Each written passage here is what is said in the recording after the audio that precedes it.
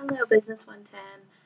Here is my video for the Chapter 3 assignment, and the country that I was given is Russia.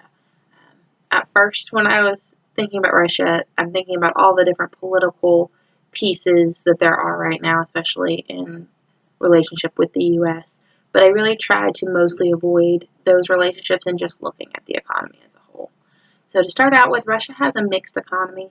It has changed over the years, and the Russian economy has seen a lot of changes and quite the journey. It's gone from just the Soviet economy to a market economy, and now has become a little bit more mixed. There are certain areas that are very privatized, like industry and agriculture, and others that remain in complete government control, such as the military and different aid in that. So another thing looking at Russia before I delve into too many of the numbers that's important is looking at the population, but I also looked at the population versus square mile area of each country. So Russia has 144.3 million, people in Russia versus 325.7 million people in the U.S. So roughly half the population that we have here in America. But we actually have half of the land area that Russia has. So Russia has the 144.3 million people to their 6.6 million square miles, while the U.S. has 325.7 million people to the 3.797 million square miles. So it's kind of interesting to me that we have twice the number of people, but half the amount of space that Russia has.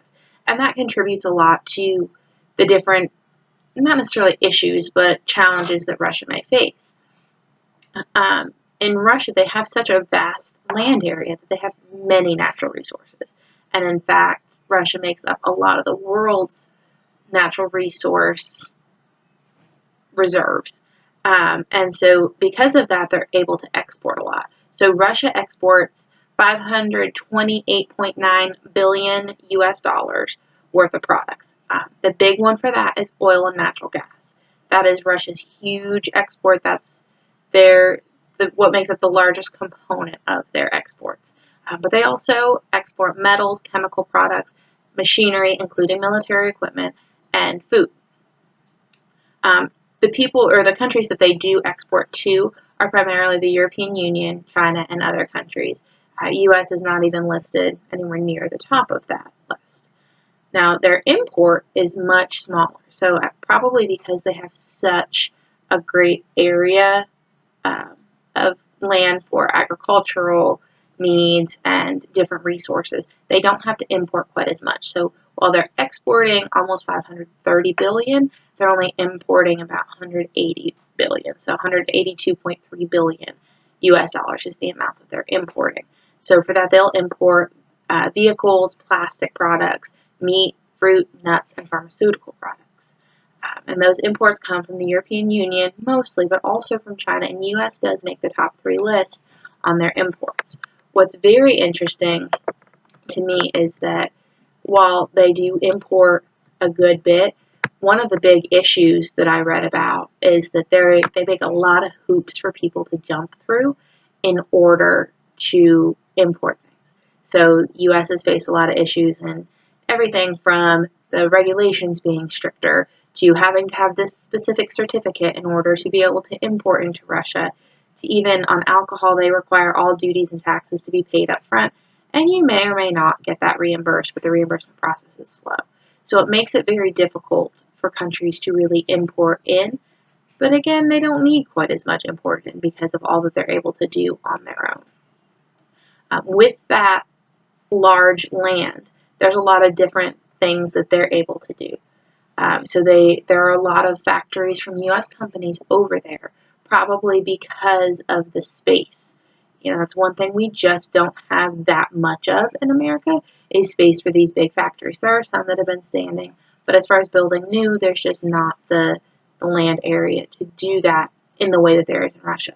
So we'll see companies like Pepsi, Procter & Gamble, Johnson & Johnson, GE, Ford, and Boeing all have factories in Russia. So we don't necessarily outsource as much as a lot of our companies that are huge here in America also have their factories in different spaces in Russia. But that large land area also makes things very difficult for people. So Moscow is the central location. It's the big city. So in Moscow, you'll see most of the affluent people. That's where you'll see a lot of the business, and that's where the economy is thriving. They're on an upswing. They had a pretty bad recession back in around the 2008 mark when we did, but also a little bit later.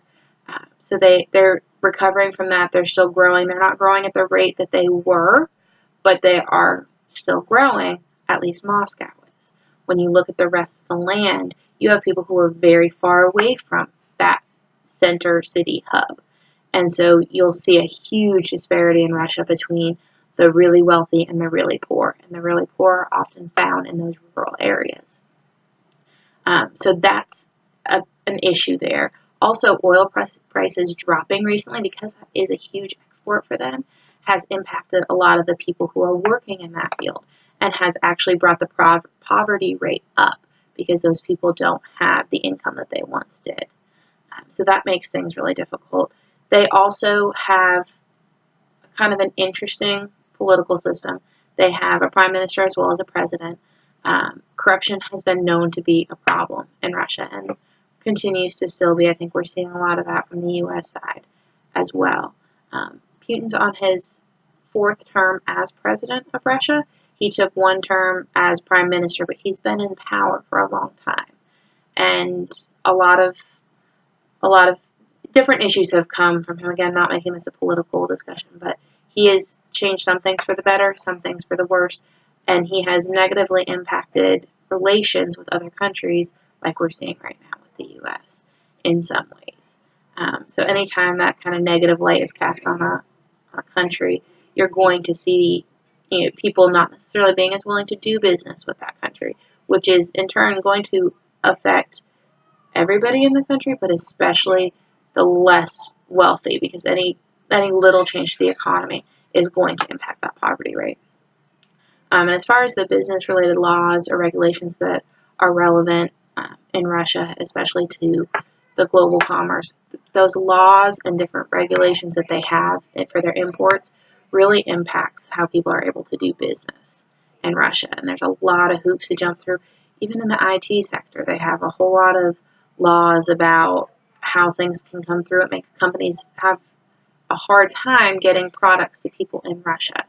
But also the political system is making it very difficult for people to have that free speech, especially when it comes to the internet. So they're seeing a lot more policing on that. I